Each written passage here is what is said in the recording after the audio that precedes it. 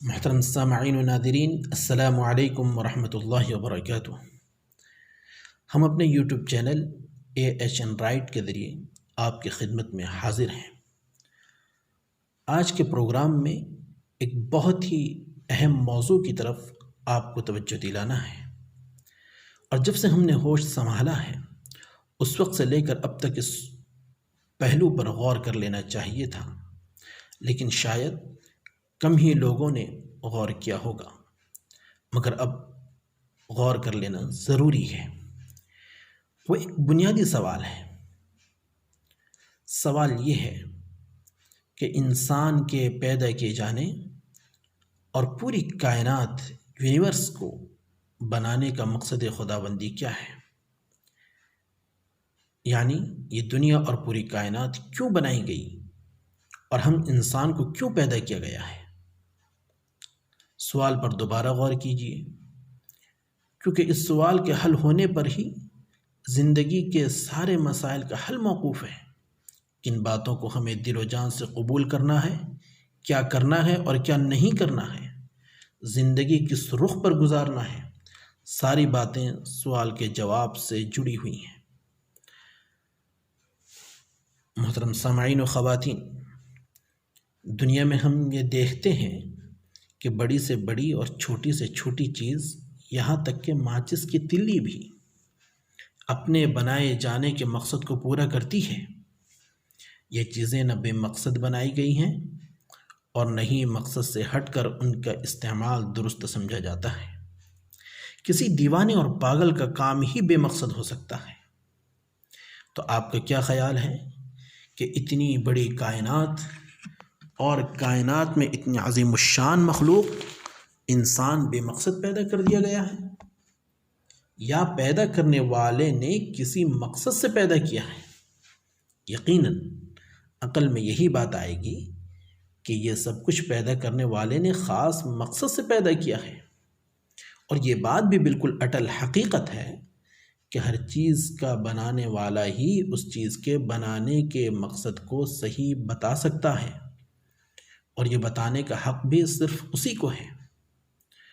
خوبصورت چپل کو کوئی بھی شخص اپنے سر کا تاج نہیں بناتا، کیونکہ بنانے والی کمپنی نے پیروں میں پہننے کے لیے بنائی ہے، سر پر رکھنے کے لیے نہیں۔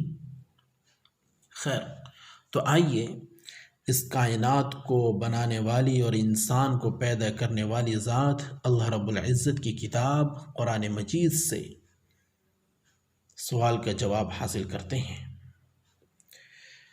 جہاں تک کائنات کو بنانے کا مقصد ہے، تو یہ قرآن مجید کی کئی آیتوں سے واضح ہوتا ہے۔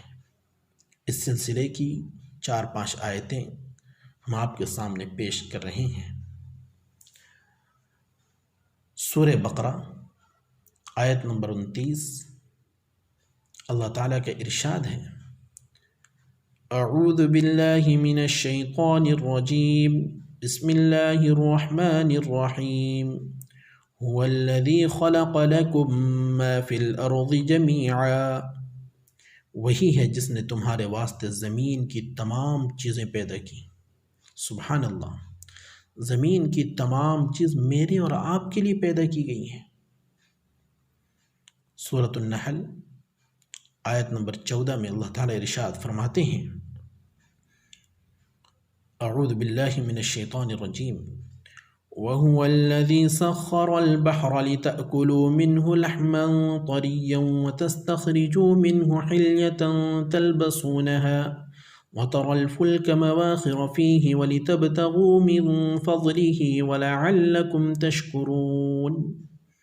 وہی اللہ ہے جس نے سمندر کو قابو میں رکھا ہے تاکہ تم اس سے تازہ گوشت یعنی مچھلیاں کھا سکو، اس میں سے اپنے پہننے کے زیورات نکال سکو، اور تم کشتیوں کو دیکھتے ہو کہ پانی کو پھاڑتے ہوئے سمندر میں چلتی رہتی ہیں، تاکہ تم اللہ کی عطا کی ہوئی روزی تلاش کرو اور شکر ادا کرو۔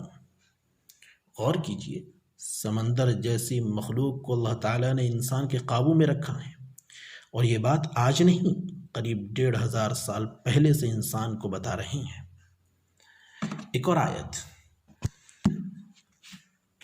سورہ ابراہیم آیت نمبر 33۔ اعوذ باللہ من الشیطان الرجیم۔ وَسَخَّرَ لَكُمُ الشَّمْسَ وَالْقَمَرَ دَائِبَيْنِ وَسَخَّرَ لَكُمُ اللَّيْلَ وَالنَّهَارَ، اور تمہارے لیے سورج اور چاند مسخر کر دیے ہیں، کام میں لگا دیے ہیں، جو مسلسل چکر لگا رہے ہیں، اور تمہارے لیے دن اور رات کو بھی مسخر فرما دیا ہے۔ سورہ لقمان آیت نمبر 20 میں اللہ تعالیٰ ارشاد فرماتے ہیں، أَلَمْ تَرَوْا أَنَّ اللَّهَ سَخَّرَ لَكُم مَّا فِي السَّمَاوَاتِ وَمَا فِي الْأَرْضِ وَأَسْبَغَ عَلَيْكُمْ نِعَمَهُ ظَاهِرَةً وَبَاطِنَةً وَمِنَ النَّاسِ مَن يُجَادِلُ فِي اللَّهِ بِغَيْرِ عِلْمٍ وَلَا هُدًى وَلَا كِتَابٍ مُنِيرٍ۔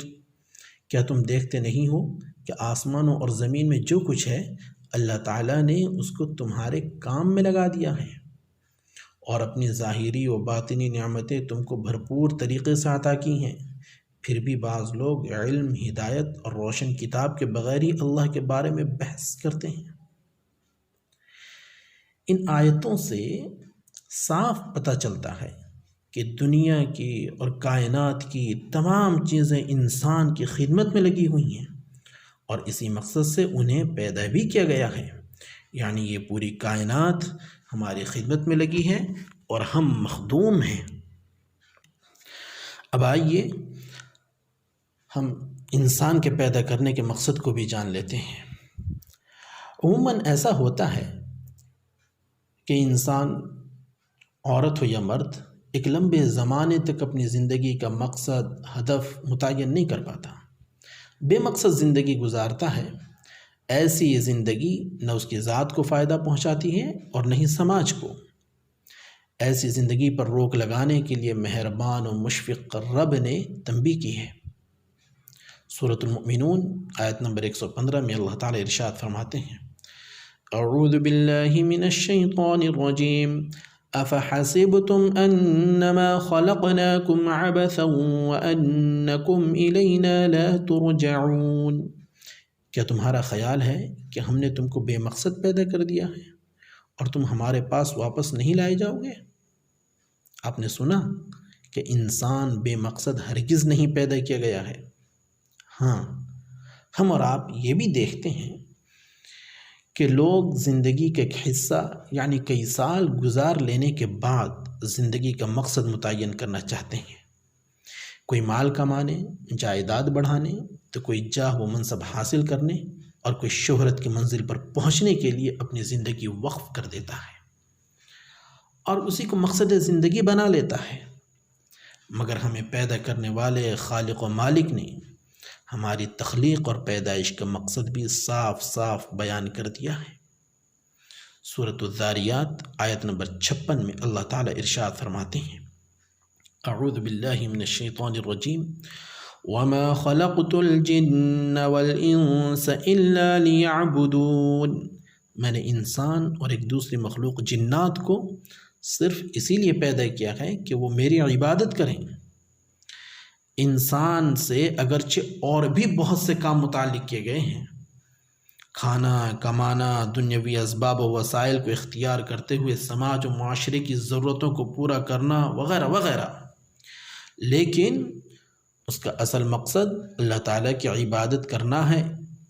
اب اصل عبادت تو وہ ہے جس سے اللہ کے سامنے بندگی اور عاجزی کا اظہار ہوتا ہو، جیسے اس مالک کے سامنے ہاتھ باندھ کر کھڑے رہنا، اپنے آپ کو جھکا دینا، بلکہ اس کے سامنے سجدے میں گر جانا، اس کے لیے بھوکا پیاسا رہنا، اس کے نام پر اپنی پسندیدہ چیز کو اس کے حکم کے مطابق قربان کر دینا، جو اسلام میں نماز، روزہ، حج، زکوٰۃ، نذر اور قربانی کے نام سے یاد کیے جاتے ہیں۔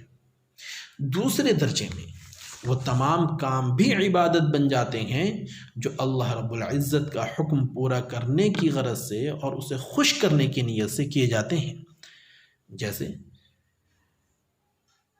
ہمارے اور آپ کے پیارے نبی حضرت محمد رسول اللہ صلی اللہ علیہ وسلم نے ماں باپ کو محبت کی نظر سے دیکھنے، بیوی کے منہ میں لقمہ ڈالنے، کسی غریب اور محتاج کی مدد کر دینے کو بھی صدقہ قرار دیا ہے، اور بڑی نیکی کے کام بتایا ہے۔